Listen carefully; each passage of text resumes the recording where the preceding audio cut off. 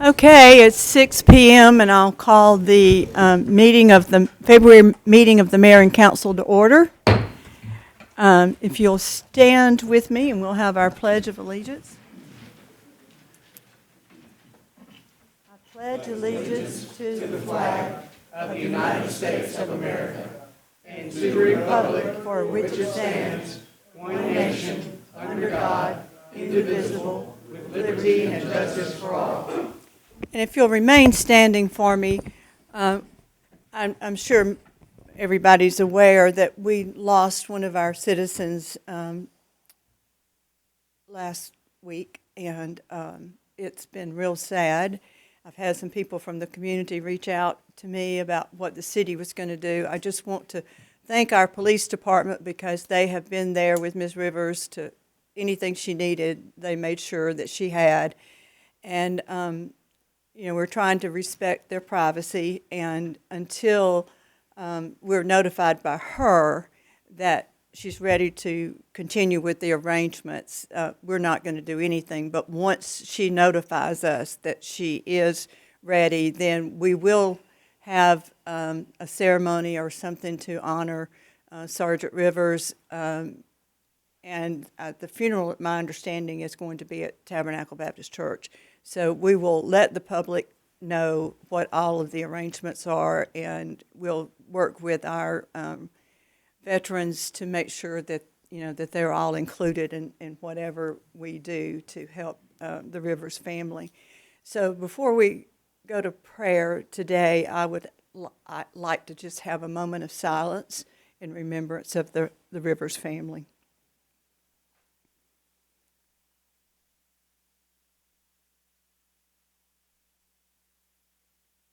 Dr. Landrum, would you be so kind as to do our invocation?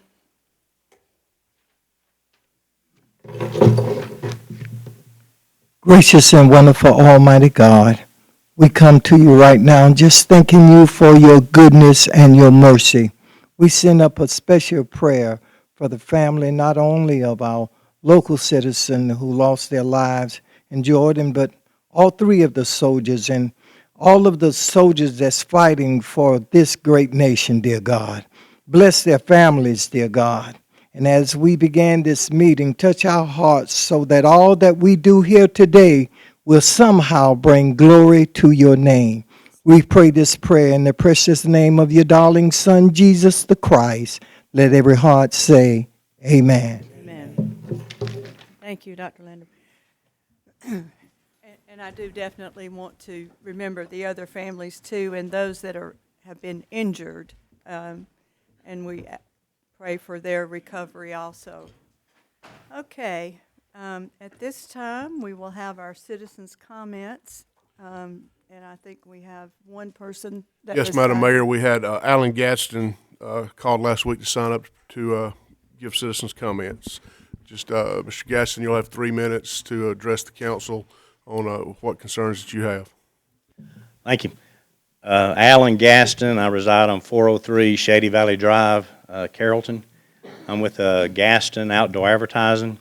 Just want to give you an update on the project that I've completed on the at the corner of the bypass and Highway 27 behind Harbor Freight, where I cut the trees in front of my outdoor advertising structure.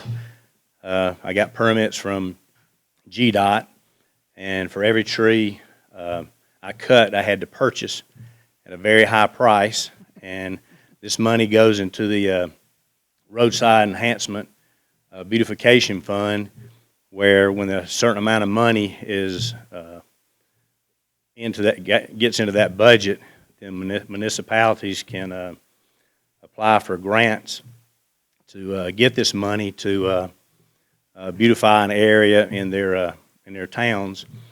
And the city of Carrollton has applied for this, and the grants will be looked at the end of this month, and then whichever ones qualify will be given. These grants will be given out in April. And the right-of-way system was designed to cut from fence to fence, because when you have an accident, you want to wrap around a fence instead of wrap around a tree. But in the early 80s, we had oil embargo problems, had problems with Iran, gas prices were high, different things like that. And that's when they did a proposal to President Carter to cut half the right-of-way. So he showed him where you would save millions of dollars to cut half the right-of-way. So he elected to cut half the right-of-way. And then in the 80s, they elected to start cutting the right-of-way again from fence to fence. But some states adopted it and some didn't. So Georgia didn't adopt it. So that's what we're faced with today, is cutting that half the right-of-way that they decided, not to cut. And I got two other things real quick, if I got any more time. All right. I didn't know if the city could ever talk to GDOT about at McIntosh Plaza, we're going to get a Whataburger there. There's going to be more traffic, there at Arby's. And I was just wanting to know if there's a way if you could do an out right beside Target, just have an exit, just because you already got a lane there going to Carrollton High, and it's only about 100 feet of dirt, so it doesn't seem like it would cost much to get an out just to go, and that would relieve a lot of traffic from Applebee's, going out there. And then if you went to a Crossroads and you did an in right by Goodwill, there's a little bit of dirt there, and you already got a road there, and you could just put a yield sign up, and that would take a lot of traffic off, Chick-fil-A in that area. So, just my thoughts. Oh, thank you so much, and thank you for making us aware of that grant opportunity too, because we didn't know anything about it, and we have applied for it, and we're really excited and hope we get it. And I'm sure that when the Whataburger starts really coming into play, we're going to have to look at some traffic issues, and thanks for your comments. Okay, the next item on our agenda, we don't have anyone else, do we? No, ma'am. Okay. All right, our next item on our agenda is the minutes from our previous meetings of January. Do I have a motion to approve those minutes? So moved. Have a motion, do I have a second? Second. Have a motion and second. All those in favor say aye. Aye. Any opposed, same sign. I usually let the council go first with the mayor and council announcements, but tonight I'm going to go first. We're going to recognize our council member, Jacqueline Bridges, who was recognized at the recent Georgia Cities United for having completed 42 hours of training through the Carl Vincent Institute of Government. And I know a lot of people think we go to these meetings and we just go, but we actually go to class. And Jacqueline has received her certificate for 42 hours of training. So I want to applaud her. And a lot of these are 6-hour classes, so it's not an hour class or, a couple of hours. You have to sit through 6 hours of classroom. So, Jacqueline, congratulations, and we appreciate you putting forth that effort to get the training and to bring it back to help us be better members of our community. And we have a lot that goes on at these meetings, and you learn a lot. And I also want to recognize our youth council. Y'all want to stand up? These are some of our youth council members that are here with us tonight, and they come and watch our council meetings, and then we meet with them once a month, and they got to go, well, I'm not sure. Did y'all you got to go to Atlanta this time? No? Oh, this weekend. Okay. All right. So sometimes we take them, and I had COVID, so I didn't get to go. So anyway, all right. But thank y'all. We appreciate what y'all are doing. And as I want to remember the Rivers family, and a special thanks to our police department. We have a neighbor, a friend of the Rivers family that I've been in contact with, and had the police to do whatever they needed to do to make sure that the family had their time of bereavement and not be inundated with media. And I'll just leave it at that. But anyway, so I do appreciate Chief Richards, Chief Deputy Dobbs, and all the officers that have worked with Rivers family to make sure they had everything that they needed. And it just, other than that, I'll start with Councilman Bridges, and we'll go. Good evening. February is a special month. First of all, it's Black History Month. So that's an honor to be an African-American woman, and I have history in this community. Number two, it's my birthday month. Oh, goodness. So get ready, because it's my birthday month. And number three is Valentine. So I'm looking to find me a Valentine. Thank you. Councilman Oakland, are you going to follow that now? Now you know why I went first. No, I'm just kidding. Well, Jacqueline, I hope you have a wonderful Valentine's Day. And congratulations on your award at the GMA convention. It's great to see such a big crowd here tonight. I don't know that we've ever had so many people show up for a reading of the audit report of our city. It only takes a few hours, and we thank you so much. That's all I have. Brett. It is good to have a full house tonight, and I hope everyone enjoys the meeting. And if you have comments about something tonight that's on our agenda, I'm sure the mayor will read the bylaws of that, and I'm excited to get some of these things accomplished tonight. Thank you. Councilmember Gibbs? Well, this is only, as you know, my second meeting, but I had a great January. I've had a lot of people reach out to me.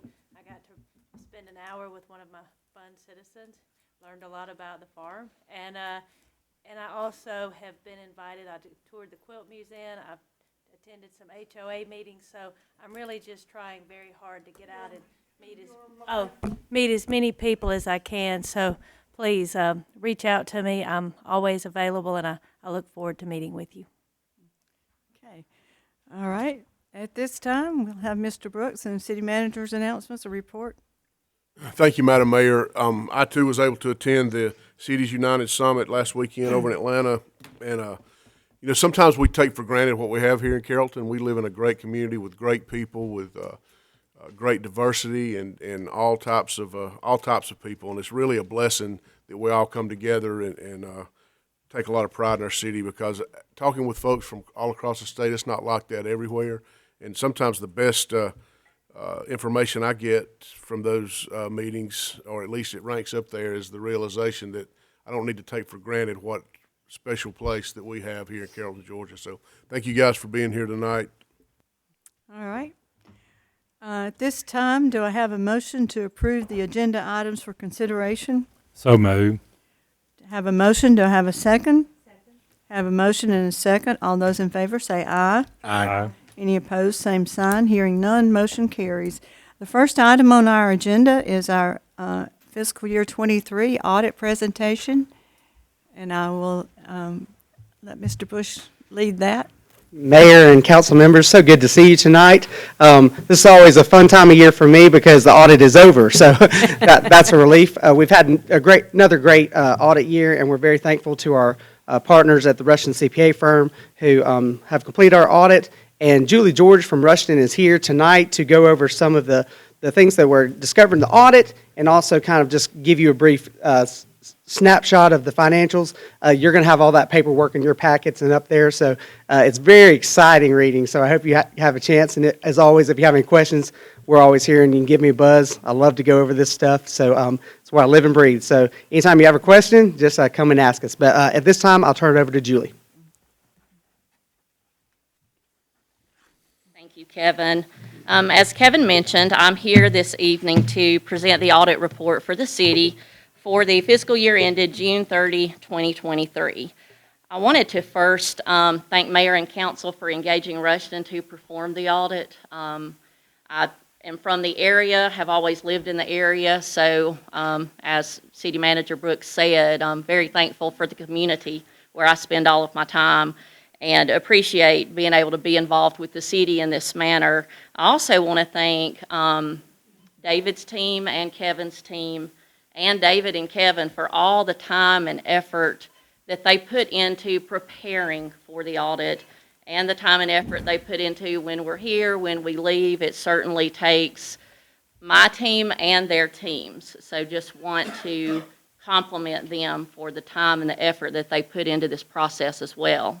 I want to start with letting you know what you have in front of you. So you've got a pretty thick bound report. That's the annual financial report for the city for FY23. We've got another thinner bound report. This is the presentation slides. We're going to also have this PowerPoint on display, but this is where we're going to spend most of our time, and is just a brief summary of some of the highlights in the thicker report. You also have 2 letters that have been issued by Rushton to the city. One is a letter of just required communications that we need to make to governance, and the other is a letter on our consideration of internal control, and presents some recommendations relative to that consideration. Okay, so we'll start with the PowerPoint presentation. We'll move on to the next slide. This is a table of contents, not really helpful to us. I'm going to introduce each slide as we go, but we thought it valuable in case someone were absent, and to look at it later, and it would just kind of give them a guide of, each slide and where to flip through for the information that they need. So we'll move on to the next slide.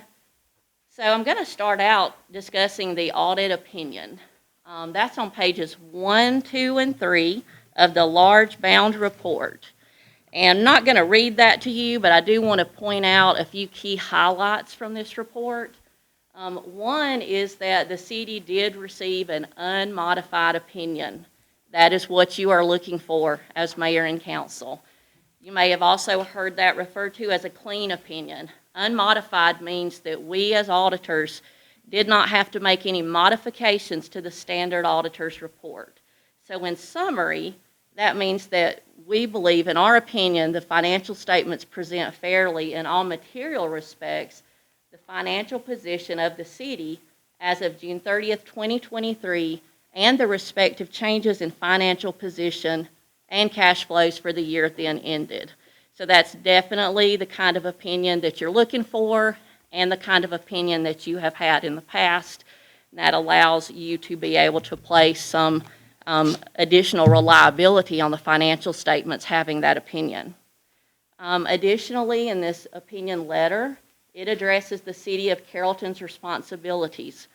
So I wanted to just mention briefly that these financial statements are the responsibility of the city's management. Our responsibility as auditors for the city is to express opinions on whether these financial statements are fairly presented. We do perform our audit both in accordance with auditing standards generally accepted in the United States of America and government auditing standards, which are issued by the Comptroller General of the United States. Okay, we'll move on to the next slide.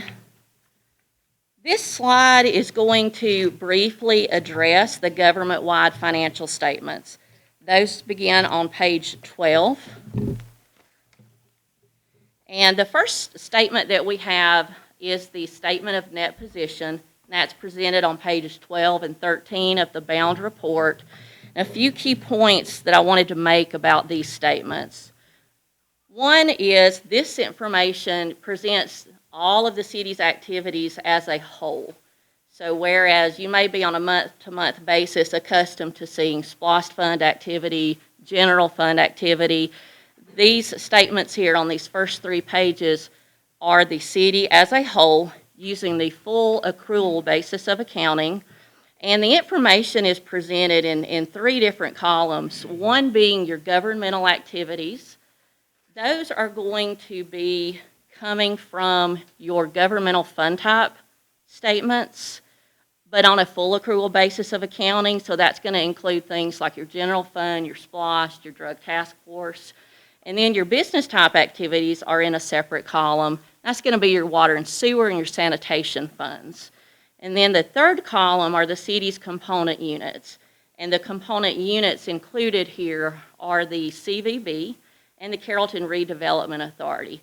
Now, later in this document, there are separate financial statements for those, but here it is combined. And this statement of net position presents the assets and liabilities of the city as a whole and the residual net position. The statement of activities, which is on page 14, presents the results of operations of the city, which are its revenues and expenses for the year. Also presented separately for governmental, business type, and component units, and, as a whole.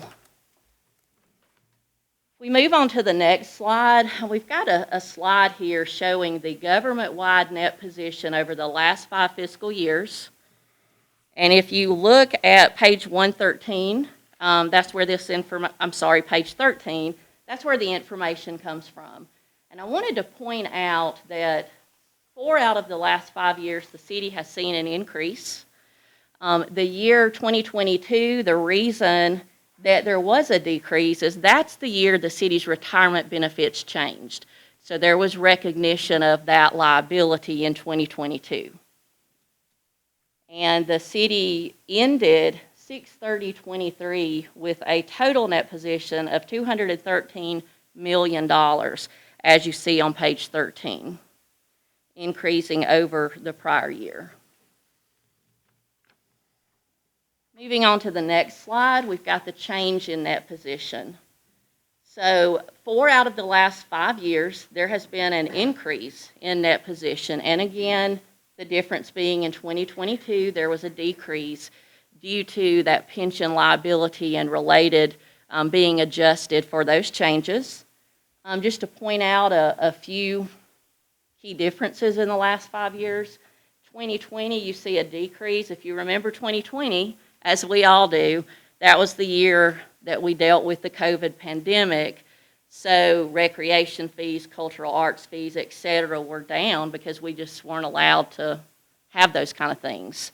And you'll see that it's up in 21, even up over the normal of 2019 due to the CARES money that came in. And I mentioned the 22 decrease being relative to the retirement change. And then we're up in 23. Again, this is the city as a whole, so there's a lot of things contributing to that increase. But the city did recognize about $10 million in ARPA revenues in 2023. So that's one difference that's pretty significant over prior years. So we're going to shift to the general fund now. This is probably what you're used to seeing on a monthly basis as far as fund level, looking at things separate instead of as a whole. And those financial statements start on page 85. And we're just going to hit some of the highlights of the general fund. Okay, so on the next slide, we've got the general fund. If you're looking at those financial statements, they are comparative, so you're going to see last year versus 2023 balances for everything, but I'm just going to hit on a few key highlights. Revenues were up over prior year. Property taxes increased $1.6 million. Charges for services increased $1.1 million. We did have a decrease in contributions. In 2022, there was a very large contribution for land that we did not have, as that was a one-time contribution. So that is what brings the city's revenues to that increase of $780,000 over prior year. Looking at expenditures, those are up $6.8 million over prior year, or about 20%.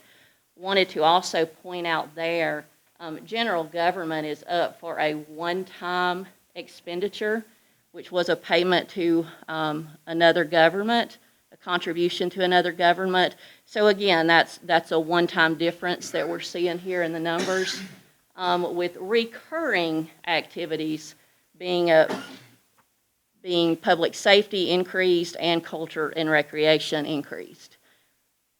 So when you look at all of that, I also wanted to point out ARPA did generate $10 million in transfers into the city's general fund. So even though you had this one-time expense in general government, the city was still able to increase its fund balance from $16 million, and this is unassigned fund balance, meaning it's not restricted or committed as to purpose. The city was able to increase from $16 million to $21 million. So that's very positive to see such an increase in fund balance. So that increased from 6 months of annual expenditures to 6.3 months of annual expenditures. We base that calculation on the most recent year, which would be 23 expenditures. So that's why the number of months doesn't quite jump up as much as you would expect. But again, that includes some one-time contributions. But that is a very positive place to be. That means at June 30th, if revenues stopped coming into the city's general fund and expenditures stayed level at 2023 amounts, which is what is assumed for the calculation, but we all know I mentioned the one-time expense would not be repeated, the city would be able to make it on its unassigned fund balance for 6.3 months.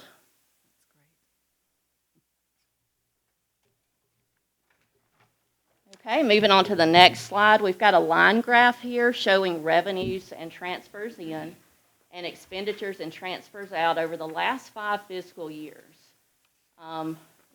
Wanted to note that each year of the last 5 years, the general fund revenues and transfers in exceed the expenditures and transfers out.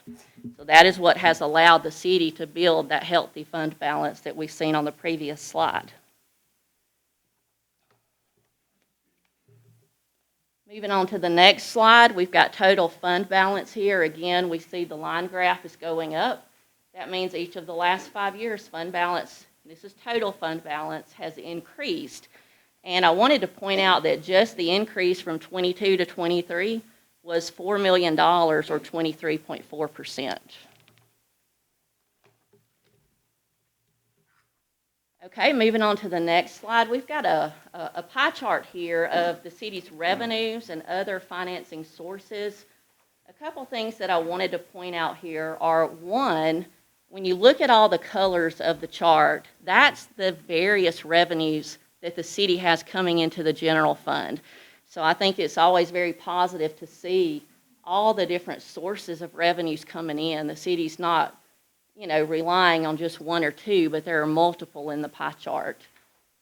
Transfers from other funds, as I mentioned, the $10 million generated from ARPA, that is going to be up compared to a typical year, compared to last year because of that $10 million. So that would have decreased your property taxes, sales taxes, and charges for services percentages of the pie for this year. But those are still in line with, what would typically be the larger revenues of the city compared to other municipalities, as far as not looking at the percentage, but just looking at the larger pieces of the pie. On the next slide, we've got the expenditures by function. And what I wanted to point out here is the two largest are public safety and general government. Public safety is typical to be the largest piece of the expenditure pie out of the general fund. I mean, you've got your police department, you've got your fire department, and, you know, those public safety services are one of the more significant local services that we receive from our cities and our counties. So it is expected that that's going to be a large expenditure. The general government and culture and recreation would come in next. I will comment that general government is going to be up more percentage of the pie this year due to the one-time expenditure that we talked about in the general fund. But again, you know, setting aside the one-time contribution to other governments, these are in line with what we would expect to see of a municipality. Okay, on the next slide, I wanted to just briefly present a slide about the city's water and sewer fund. And this is looking at operating revenues and expenses over the last 5 fiscal years. If you look at the line graph, that yellow is the operating revenue. And you'll note that each year in the last 5 years, that operating revenue exceeded the operating expenses.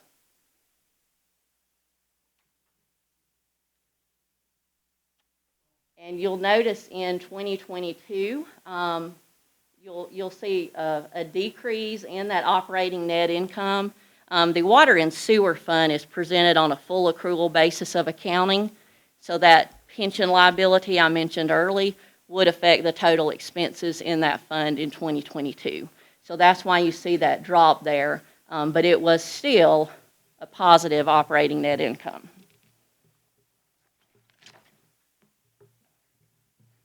Okay, moving on to the next slide, we've got a 5-year line graph of the sanitation fund.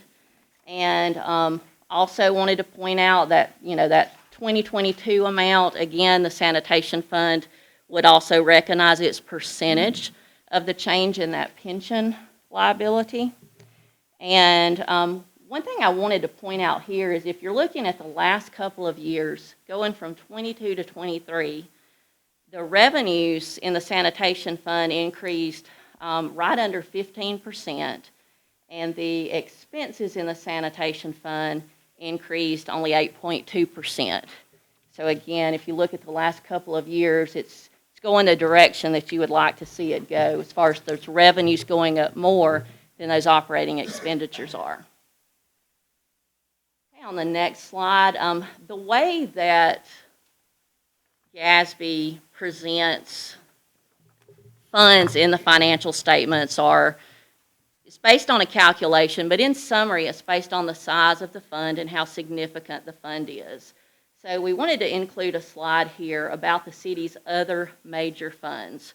Obviously, the general fund is a major governmental fund, but we wanted to include some information here about the West Metro Regional Drug Enforcement Fund, the American Rescue Plan Fund, and the 2021 SPLOST Fund. Those are 3 of the city's larger non-major governmental fund types. The American Rescue Plan Fund is what I've been referring to as ARPA. So we've pretty much already talked about the revenues and transfers out of that fund. The Drug Enforcement Fund, you know, that's going to vary somewhat each year just based on activity of drug forfeitures and caseloads and when those cases are closed. And then you've got the city's 21 SPLOST Fund with revenues and expenditures both around $6.5 million. And again, that's to be expected because the city's 2021 SPLOST projects are underway. So we would expect those revenues to be coming in and be expended out. And the city does also have 7 other non-major governmental funds that are included in the financial statements here. I'm not going to go over those, but those financials do start on page 81.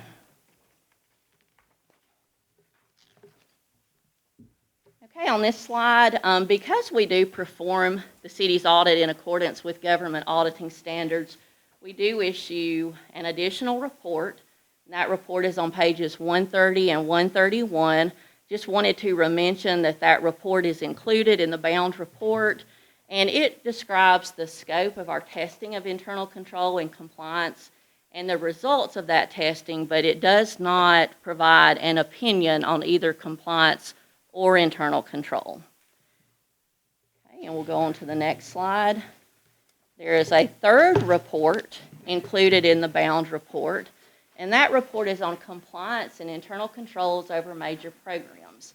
So when an entity exceeds $750,000 a year in federal expenditures, it is required to have what we call a single audit or an audit in accordance with the uniform guidance.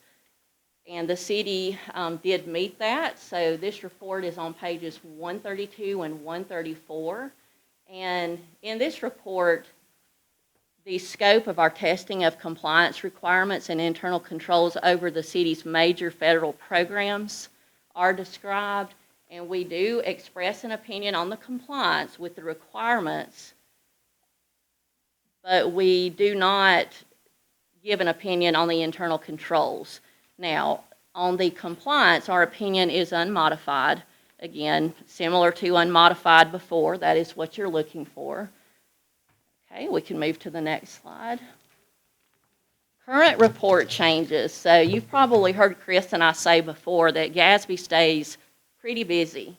So there are actually 4 new GASB standards that were effective for the city of Carrollton for fiscal year 23. And those have all been implemented. And they're summarized here on this slide. And I will comment, there's also a note disclosure referencing these. These are also described in one of the letters I mentioned earlier.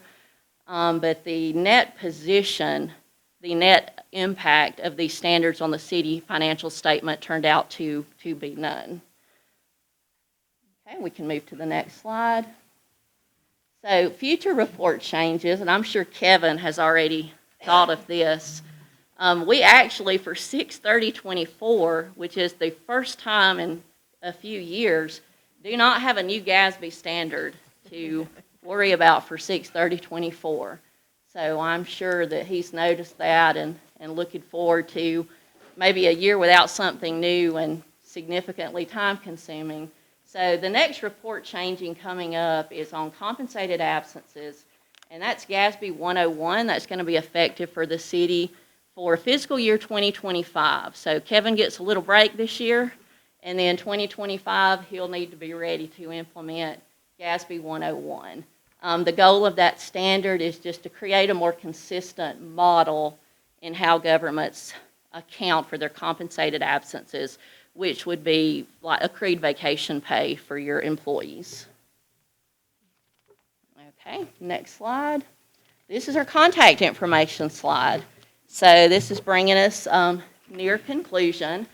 Chris could not be here tonight, but as I always say, both Chris and I are always available to you and to city staff, not just at audit time, but any time of the year.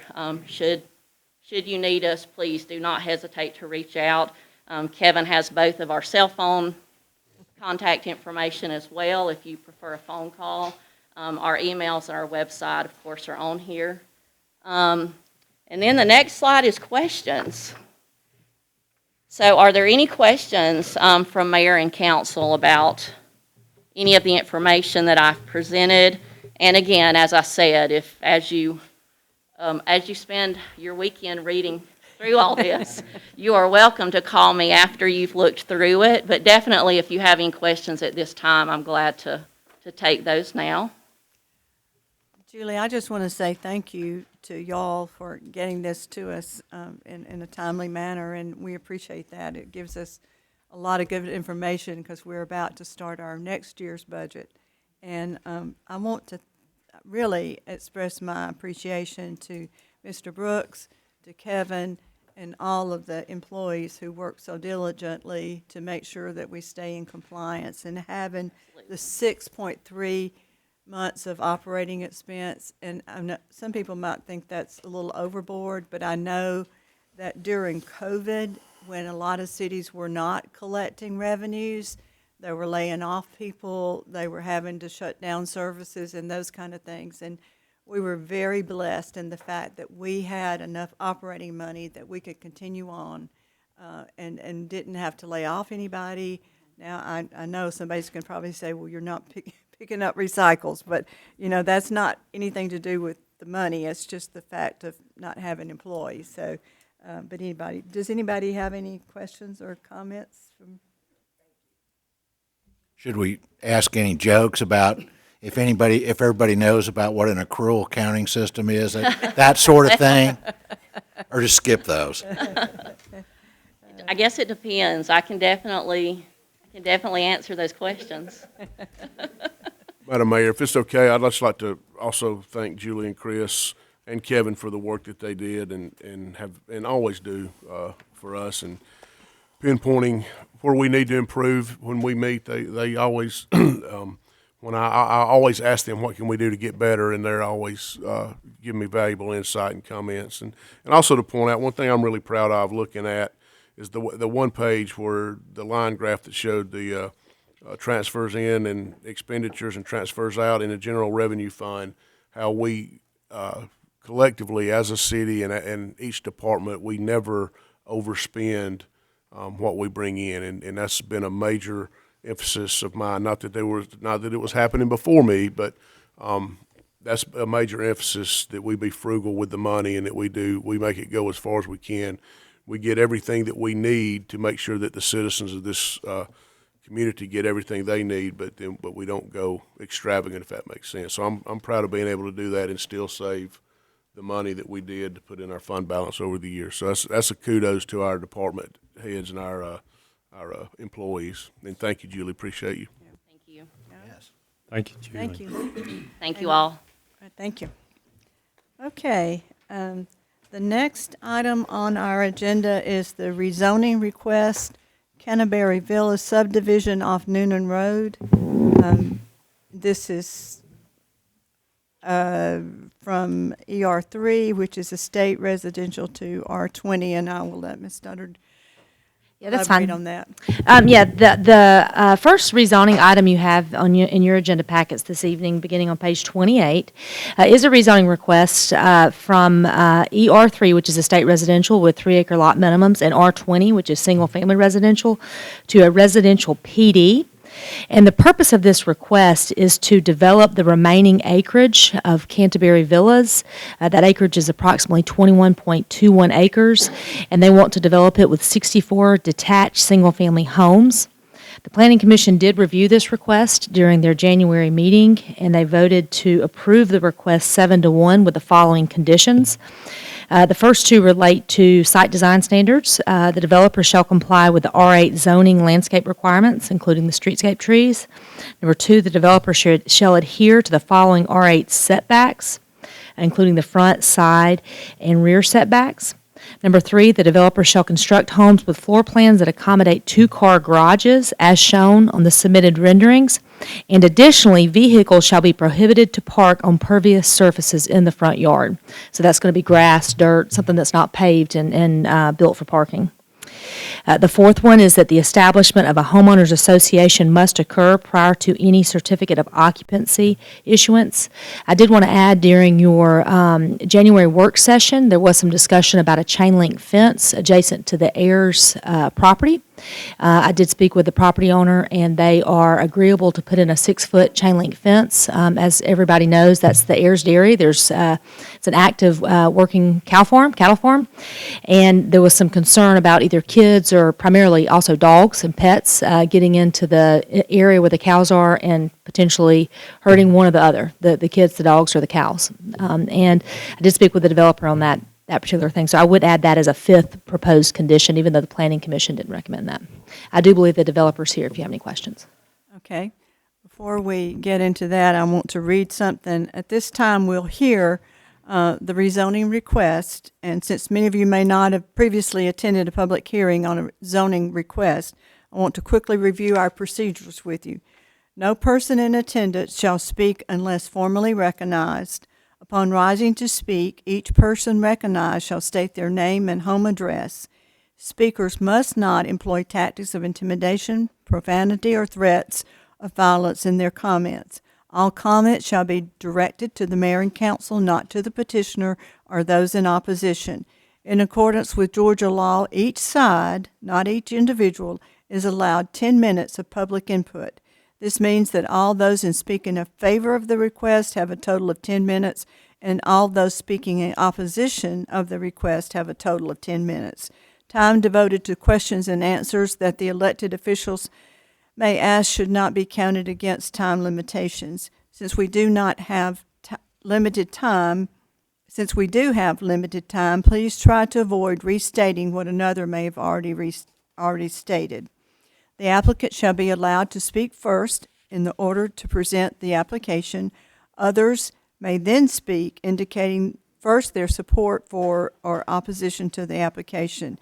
The applicant then will be allowed time for rebuttal. Rebuttal must be limited to points of issues raised by opponents to the application at the hearing. Okay, so at this time, we will allow for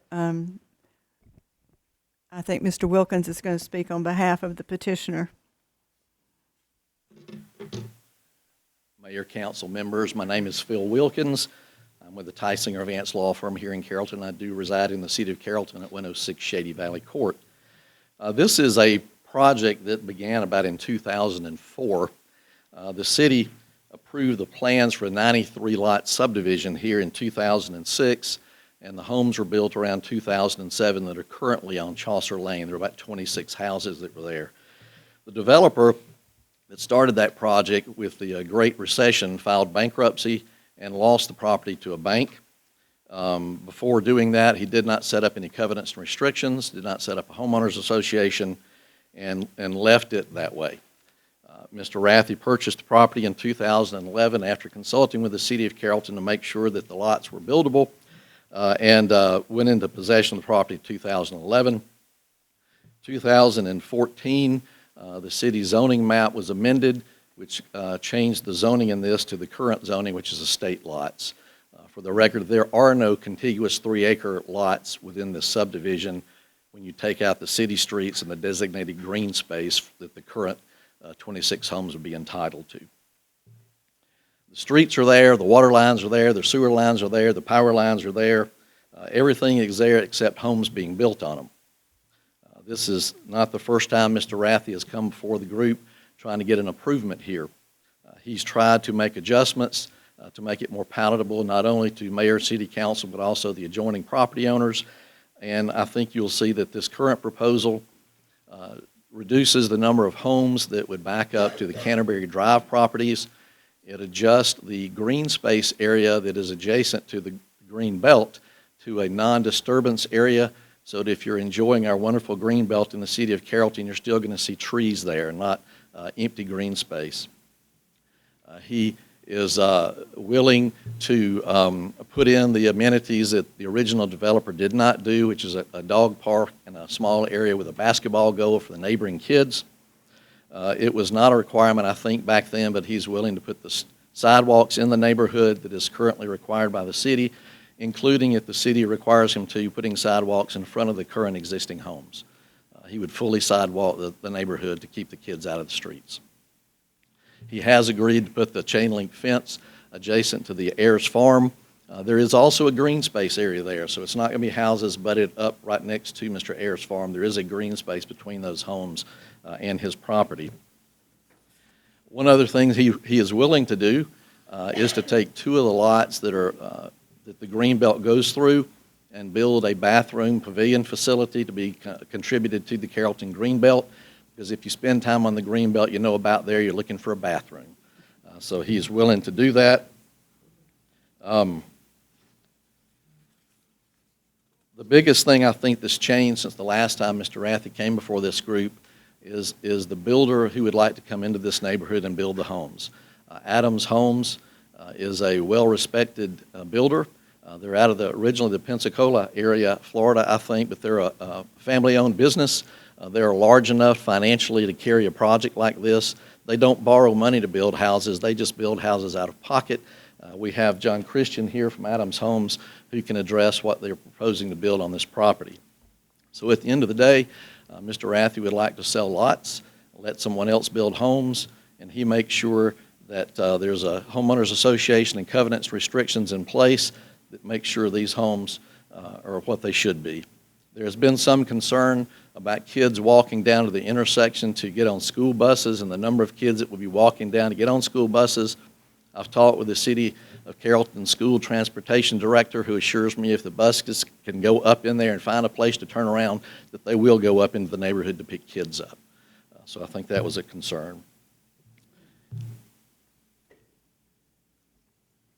I think that's all I have at this point. Okay. Is there anyone else who you wish to speak? Okay. Yes, my name is John Christian. I'm the general manager with Adams Homes. I reside at 76 Lynn Ridge Court in Dallas. I believe we had submitted renderings. I just kind of wanted to throw in exactly what we do. One, we will not put in a subdivision without a strong HOA. And a management company actually running that HOA until it's able to either be turned over to, once it gets to 75, 80%, or it just stays with the management company and has a president and a board within. All of, as far as the not parking on the grass and stuff, that will automatically be in the HOA documents. Not parking on the street will be in the HOA documents. And our goal is to get to the first-time home buyer again. I'm not going in there to build a big box. I don't want to do that. I want to go in there. Honestly, anything that I can fit a decent ranch home on, to me, that is what we try and do. We've always been the ranch home builder. There's 50-foot lots, which means I can build a 40-foot product. Windmill Park, the front of Windmill Park, the larger homes, those are a 40-foot product in the ranch. They're averaging 1,700 to, I think, 2,030 square feet. Everything will have double-car garages, and it will be done properly. But I just wanted to throw that in. I didn't know if there's any questions while I was here. I do have one. There's been an indication that there are some stormwater issues in the development presently that need to be addressed, and I just wanted to make sure those will be addressed in the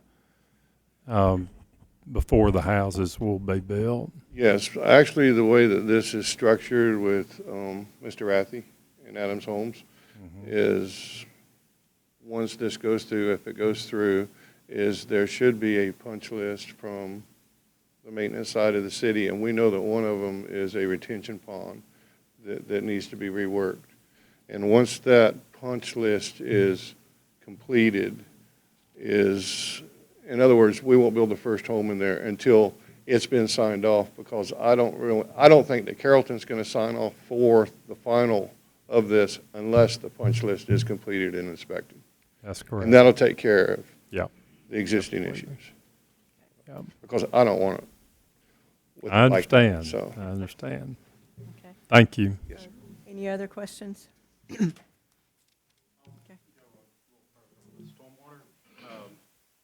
My name's John Bass. I'm with Georgia and West here in town. My home address is 106 Hidden Lakes Drive in Carrollton.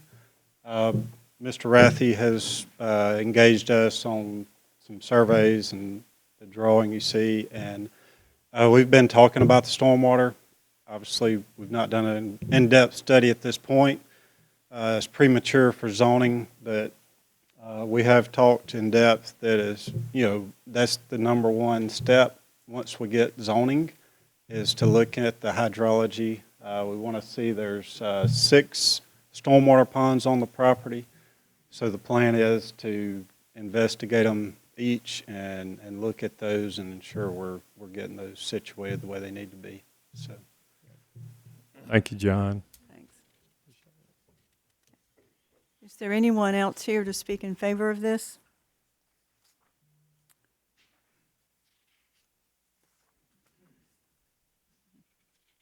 Good evening. My name is Mike Lee. I live at 2136 North Highway 113, Carrollton, Georgia. And Mr. Uglum, I thank you for pointing out the audit. It's off my bucket list now, the city's financial report, so it's glad that I'm here for that. I'm glad it wasn't 2 hours, so it's interesting to be here. I'm here tonight on behalf of the West Side Home Builders Association. I'm this year's president and here to represent the association and help Adams Homes get this approved. If you look at this plat, y'all know I've done some development and so forth, or some of you know that. This is a big deal to get this approved. Back, whoever did this to begin with. Whoever did this spent time, money, paid an engineer to develop, to design, and put this together, put a lot of money into it, put a lot of time and effort. They lost it during the crash. I lost some things during the crash myself. Having done that and the amount of money it took to get to this, the city approved it. It was well thought out by the city back when it got approved.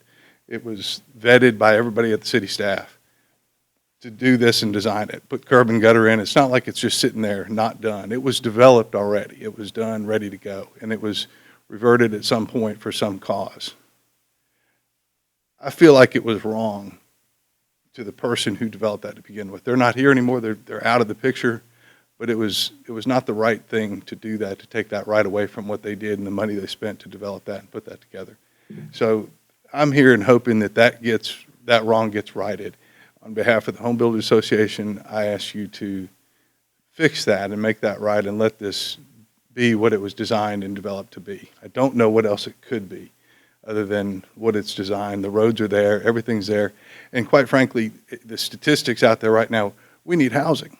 And this is a great place to get some affordable housing in the city that's already there. It's set up for it, and I think it's just the right thing to do. And, you know, I'm a builder, and Adams Homes is kind of sort of a competitor. They're much, much bigger than us by a long shot. But, so, you know, I'm representing the association. I think they're the right people to do this job. We couldn't go in and do this one for what they can do and make it affordable and do the right thing. They're not the big national builder, but they're big enough to handle this and do the right thing and make a good product that people can afford to get into. That's all. Thank you. Thank you, Mr. Lee. All right, anyone else? Good afternoon. I'm Curtis North. I live at 2380 East Highway 5 in Carrollton. And I am part owner, along with my business partner, Rhett Harmon, of 537 Noonan Road, which is a commercial property entering into this development. Rhett and I bought basically a dilapidated retail store and warehouse back in 2014. And we made a sizable capital improvement and made that a nice office space in which we have attorneys, real estate company, property management company. When Rhett and I bought that, I was a little concerned just because I didn't really know the area and neighborhood.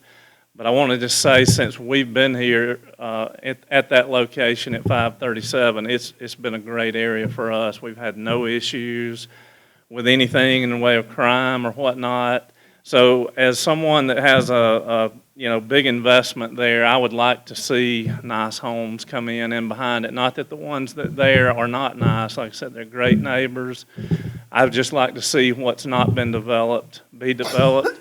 And one thing I want to mention, because this come up in the previous meetings, some of the residents was concerned with it being a one-way in, one-way out subdivision. And it is, but if you look around the city and the county, that's not unusual. There's a lot of subdivisions, a lot bigger than what we're talking about here, one way in, one way out. And also being there for since 2014, almost 10 years, I have never noticed a traffic problem. When I leave my office multiple times a day and come in and out, you may get behind a car, but most times you don't. You never get behind more than one. And I think... Sorry, I hate to cut you off, but just kind of wrap it up. Okay, from the last meeting, I think there was also a traffic impact study I'm not privy to, but I understand that study said there would be no major impact on traffic. Thank you. All right. Thank you, Curtis. Okay, at this time, we have 10 minutes for anyone who wishes to speak in opposition of this project.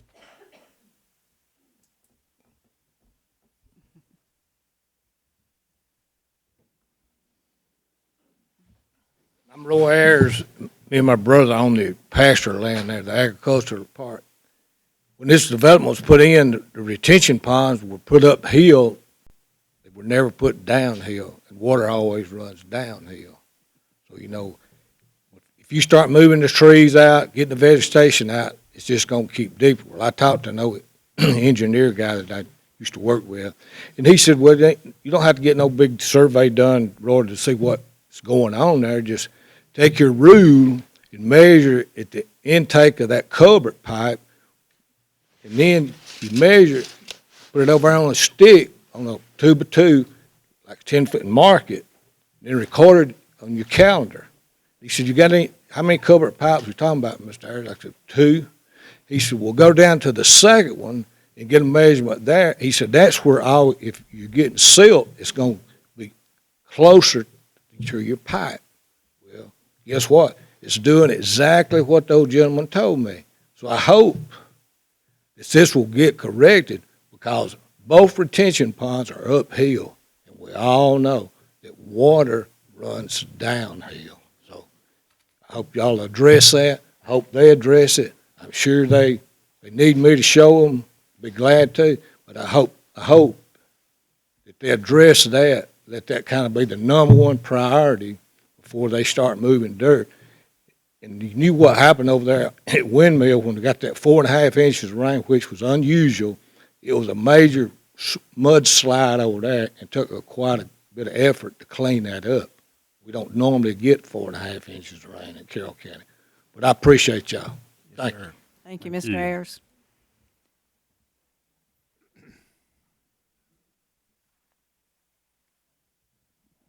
I'm Ralph Ayers, Roy Ayers' brother, and I live at 288 Bull Run Road in Carrollton. And I've got some photographs here of the water running in on our property. And I'd like to have a pointer, but I don't have one. The Indus Loop is up top there. And you see the 2 detention ponds on the right. Like he said, the detention ponds are uphill. The water runs downhill to our property. And this will have to be addressed. I've got photographs I'd like to pass around, and you can see where the water is running in on our property, if that's okay. Yes, sir. Bring them up. And another thing, in this loop, there's no green space there. You'll notice there's a lot of green space up there, but none of it is around the endless loop. It's on the west side. Green area. But thank you people for having our opinion on it.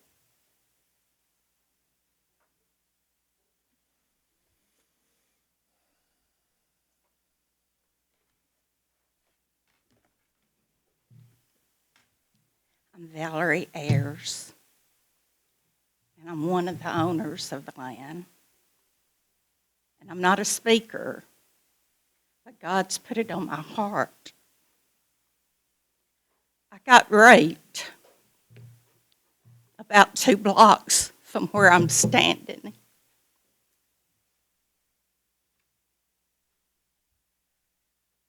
I feel like if that restroom is built, as much as homeless is now, that's staying out in that direction, they are going to take over the bathrooms. If I can keep a female from going through what I go through every day,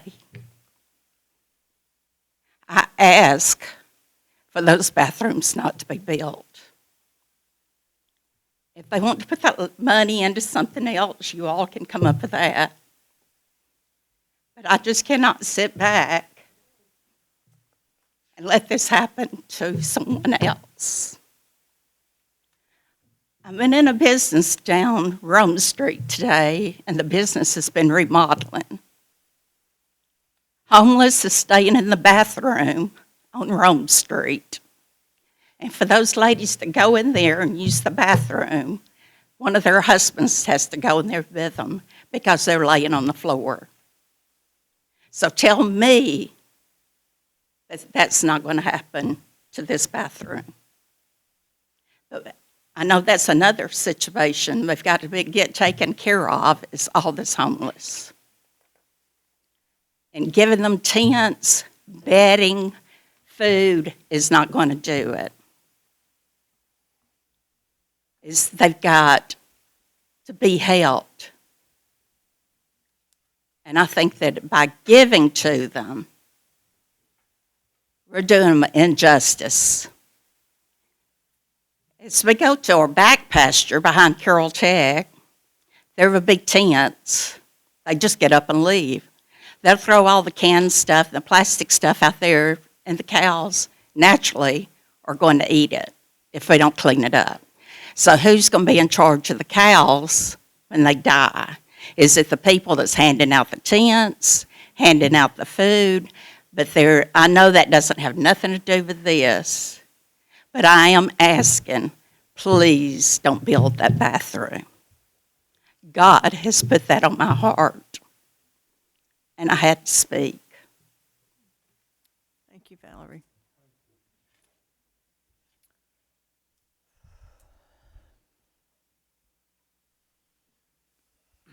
Hello, my name's Gary Van Valen. I live at 123 Chaucer Lane, the one entry road. Would I be permitted to pass out a one-page summary to all of you of what I'm going to say? Yeah, I don't have a problem with that. Okay. A lot of this addresses the traffic study that was mentioned that I've gone through. I've found it does not meet the requirements.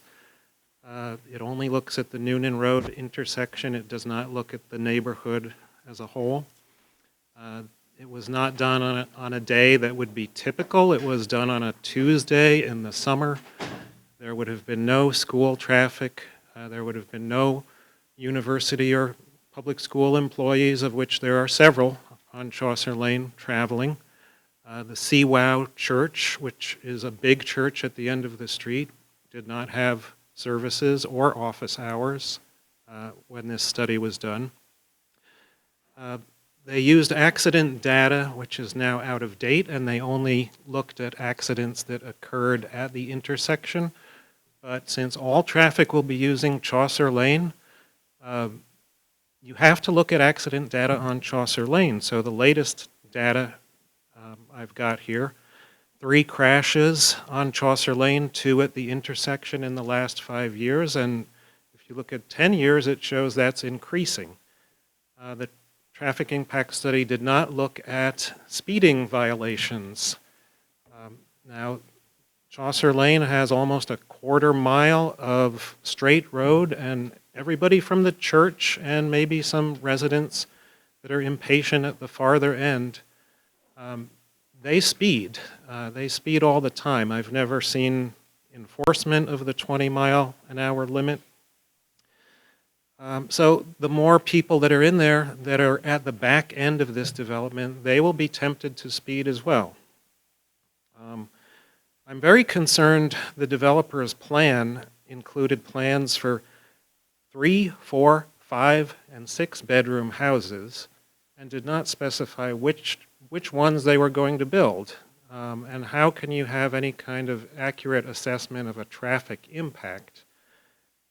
The number of bedrooms is the best predictor of trips, not the number of houses that will be taken. So, an accurate count should be taken. You could have up to 384 new bedrooms in addition to the 81 bedrooms that are currently on Chaucer Lane. Take into account the 157 parking spaces at the CWOW Church, which is often filled. The traffic impact study does not address any of that. One entrance subdivisions have all kinds of problems: traffic backups, blocking of driveways, risk-taking, accidents that could block emergency crews from getting in or residents from getting out, damage during construction. So, you know, I would like for the people of Chaucer Lane not to see this developed. I think it would be better for Carrollton to find another use for this land. That's why I have this other proposal. Since the council was discussing exchanging land for the oil park property, this developer's property at Canterbury Villas, together with another property on Columbia Drive that he owns, are about the same value. So if this exchange were made or some other way could be found to turn this property into a park instead of more homes, it would preserve a section of the green belt, and that's all I have to say. So thank you for your time. Thank you. Is there anyone else to speak in opposition? Okay. Sir, whoever comes up next, you're going to have about 24 seconds. Just give or take. My name is Stephen Powers. I live at 142 Canterbury Drive. And I just wanted to say real quick that everybody I've talked to on Canterbury Drive is largely against this development. And it basically stems from the density of the housing here. You know, I know this is good financially, excuse me, for him, but I don't believe it's good for the community. You got 15 seconds. My name is Robert Adams. I'm 117 Canterbury Drive. There's a easement that runs into Canterbury, which is a dead-end street, and I've heard that that will not be a road coming out of this development into Canterbury, but I've never seen anything in writing or anything to prove that legally that that will not happen. Thank you. Okay. Thank you all for your comments. At this time, I'll entertain a motion to approve the rezoning request or deny the rezoning request. Have we got time for just a little bit of discussion? Absolutely. Okay. If you would come back up, and I would like to address the two concerns that came out. You know, one is the drive that would connect this subdivision to Canterbury. I'm not familiar with that being an actual doable thing, so. It's not. I mean, it's not doable for a second entrance. It's actually the little purple strip that's up towards the right-hand side of the screen. But the only way that that could ever become another entrance to that subdivision, which it couldn't, would have to be approval right here. That is correct. That's the planned development that you're seeing up there, and so the streets that are in play up there are the only thing that will be allowable if approved, and for it to ever be an access point or an entrance or exit would have to come out before this council. I would add to that 50-foot strip was included in what the city acquired as part of the Greenbelt. Okay. All right. Thank you. One other thing is I did notice that one of these floor plans that has been presented does have 5 actual bedrooms and a bonus room. And that is a little bit of concerning to me. I would like to put a stipulation on this development that it be no more than 4 bedrooms, if you're agreeable to that. I'm totally fine with it. And what you're probably looking at is a 2-story. Yeah, which it is. A lot of times if you run into a problem with a side easement or anything like that on these lots, your 2-story is narrow. It's a smaller footprint to fit in than the ranch. Yes, sir. But yeah, the 4-bedroom is fine. And like I said, anywhere I can fit the ranches, that's what I want to go with. Right. Okay. All right. Thank you very much. I appreciate it. Any other questions? The HOA would just apply to the new homes, is that correct? We would have no authority to require the existing people to join an HOA, but certainly would be available for them if they want to be a part of it. The amenities would be a part of what they can use because of their original subdivision, but the HOA itself would be up to them. It would be optional for the existing owners to join the HOA. We would certainly encourage that so to help the benefit of the value of their homes, but we can't require them to. A couple more questions. The houses, what's the distance between the back of the house and the fence on the heirs property there? can't see that far. It's at least a 20-foot green space area. This green area that you see at the very top, Yes? that is a green space area. That's not houses, that's the lot. Obviously, there's a rear setback on the houses. So if you're talking about a 20-foot rear setback, that's at least 40 feet to that fence. And you are going to put sidewalks on all the new construction, is that right? If the city requires us to put sidewalks on the existing construction in the city right-of-way, we're willing to pay for that to get that done. Well, and I think it's required in our codes, is that right? It is. I think that's, correct me if I'm wrong, but you stated, obviously, the new portion would be built to city codes, which does require sidewalks, but you would also be willing to put sidewalks on the existing homes. Is that what I underheard? Yes. If, should those, homeowners, want those, so they'd And be it would be sidewalk? within the city right-of-way, so if the city wanted it, Mr. Rathie would pay for it. What would be the distance from somebody's front door on these houses to the street? Do you know? I'm assuming it would be comparable to what's currently there.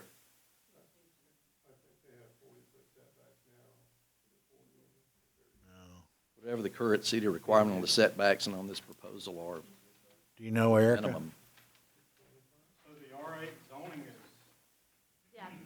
Are you guys asking what, from the asphalt or the actual property line?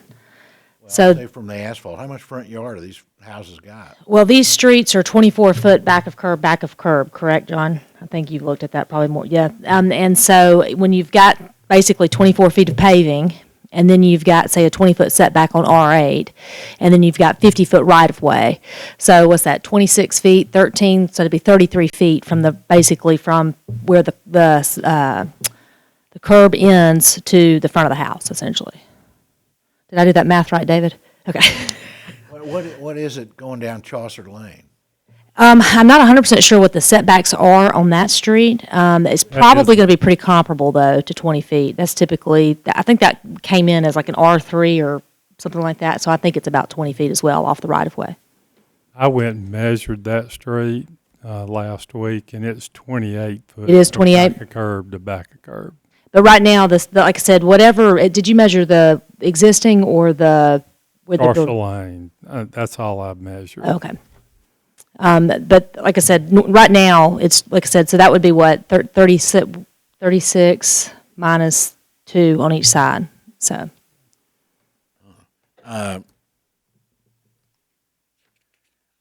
I would tend to agree. The bathroom on the Greenbelt, I think, is purely the city's choice. I don't think they have any strong desire to build a restroom, so I think we can kind of decide whether that happens or not. But I tend to agree with Mrs. Ayers, not knowing any more about it than what I do. The water retention thing, I'm sort of curious why that hasn't been answered a long time ago before it damaged the Ayers property. But I think we could probably trust these guys to make sure that that's going to be fixed before they start construction. Is that correct? One thing that I think John touched on a little bit, just from a mechanic standpoint, kind of next steps. And so basically, once they resubmit kind of the hydrology report for this area, they won't be issued a final plat until all that's done. So they won't even be able to pull a permit on these lots to construct the homes until Mr. Rathie's basically done all the improvements that our city engineering office says need to be done in order to basically fix the stormwater. So all of that would occur before they would even have the ability to file for a permit. And I would second Councilman Ledbetter's concern about 6-bedroom houses. Is there I just do the 64 times 6, we're talking about a lot of bedrooms, if you built that many 6 bedrooms. Well, he addressed that. He said he would be fine with limiting the number of 4 to 4 bedrooms. 4, you're looking at, 288 or something bedrooms? And I know probably every bedroom wouldn't have a car, but say they did. Is there parking enough for that kind of stuff without parking on the street? parking in the yards and, yeah. Okay. I actually have, I'll just go to all of our subdivisions, but I have most of our subdivisions right now. Some of the houses even have basements, which is basement, 2 stories on top, which will put it definitely in the 6-bedroom. I didn't realize that there was a 6-bedroom in this list. But it's 2-car garages. And my HOA in all these subdivisions is you cannot park on the street and you cannot park on the grass. And we don't have problems.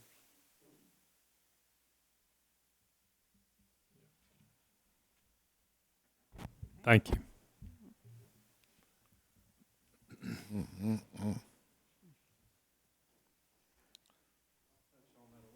Just keep in mind, with a setback, you've got 2 spaces in the garage, 2 spaces in the driveway before they're in the right-of-way. So this setback's very common. It's what the Burgess subdivision is. It's what Cedar Park is, and several other neighborhoods in the city. So. Mr. Bass, I'm not real sure, the Birches, how many bedrooms those places would be. They're 3 and 4 bedroom. Are they? Mm-hmm.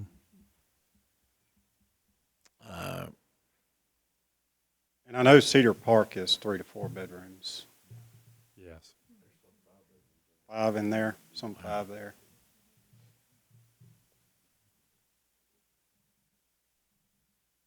I don't have any other questions. Anybody else have a question? I don't. Okay. I will entertain a motion. I make a motion that this development be approved, subject to the conditions that were already set forth and the additional condition of the limited it to 4 bedrooms. Okay, I have a motion and a second. Is there any further discussion? Yeah, I've got another question. If you do a mix of ranches and 2 stories, this kind of thing, so, I don't want to look at this wrong. Like, how many houses do you think would be, are we talking about 2-bedroom houses, 3 bedrooms and 4s, or 3s and 4s? It won't be any less than 3. Yeah, okay. All you'll ever be able to resell it. Yeah, so you're going to have some 3s and some 4s. Like, any idea what the split would be, or would they be almost all 4s, or? I would say almost all 4s. The 1800 plan that I'm talking about that we built in Windmill, which fits in there nicely, is a 3. And then the 1727, what we call it, that we built in Windmill, the same footprint that'll fit on that lot is a 4. Less square feet and it's a 4? It's a smaller footprint. Right. 2-story house. Right. And what gets it up into more bedrooms is if you start stacking. Yeah, I need you to come back to the mic. I'm sorry. What gets us up into more bedrooms is if we start stacking. And a lot of times, one, as builders a long time ago, it was build the biggest box you can build. Right. And people will buy it. But it's not that way anymore. We actually found out when we came in Georgia years ago, and I purchased acquisition and purchased a builder. He was like, build the biggest box you can. And I came in and I built our ranch. And I found out that the ranch was really what people wanted.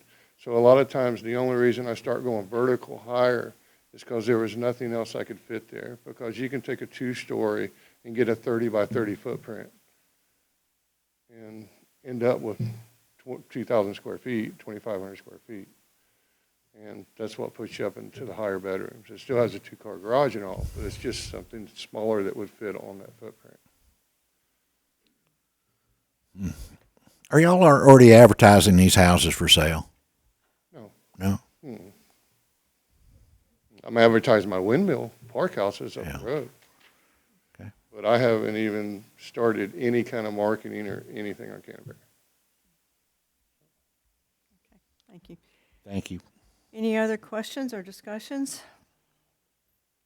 Hearing none. All those in favor say aye. Aye. Any opposed, same sign. Hearing none, motion carries. Okay. Next item on the agenda is the rezoning request of 1321 Lovin Road. Yes, this request, as you guys were made aware earlier, I guess late last week, the petitioner has requested a table for 1 month on this particular item. The item is a rezoning request to revise some zoning conditions on a student housing development, and the petitioner is requesting an additional 30 days to work through some of the anticipated or proposed conditions with the actual property owner, because they just have it under contract, and I did send information about that earlier this week, but they are requesting a 30-day table. Okay, all right. Do I have a motion then to table this rezoning request at this time? So moved. All right, I have a motion. Do I have a second? Second. I have a motion and a second. Any discussion or questions? Hearing none. All those in favor say aye. Aye. Any opposed, same sign. Hearing none, motion carries. The next item on the agenda is a proposed award for a city block of Alabama Street and Highway 27 intersection. Thank you, Madam Mayor. As we discussed at our last work session, we do have a proposal for development up on the corner lot of Alabama Street and Highway 27. And I would ask that you guys tonight vote to give me the authority to enter into negotiations with Lenco Properties in order to try to reach an agreement on the development up there on the corner. And knowing that there will be some real estate and transfers of that type of that nature in there as well. Okay. So what is the pleasure of the council? I make a motion that we accept City Manager Brooks's proposal and give him the authority to negotiate a contract. Okay, I have a motion. Do I have a second? I second the motion. All right, I have a motion and a second. Is there any discussion or questions? Hearing none, all those in favor say aye. Aye. Any opposed, same sign. Okay. The next item on the agenda is a water bill roundup opt-in program. Mr. Brooks? Yes, thank you, Madam Mayor. As Ms. Gill and Ms. Fleck have outlined for us our current program. Appreciate them taking time to put together the information packets and that type of thing. And we, as we discussed in our work session, we would like to enhance our roundup program and make it an opt-out program as opposed to an opt-in. And they went through all the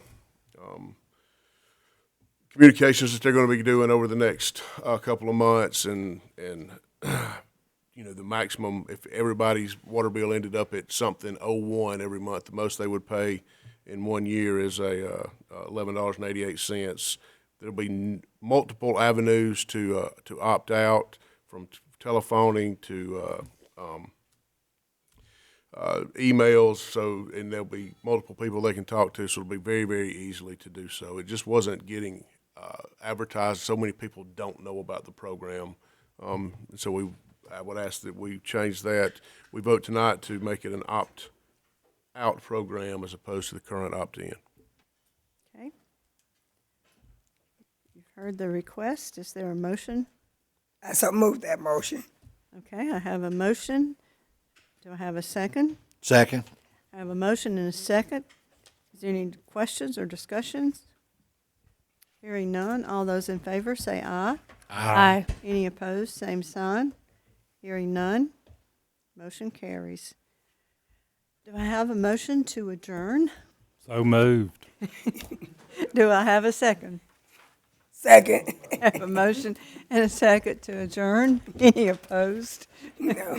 Hearing none, motion carries. Meeting adjourned. Thank you all.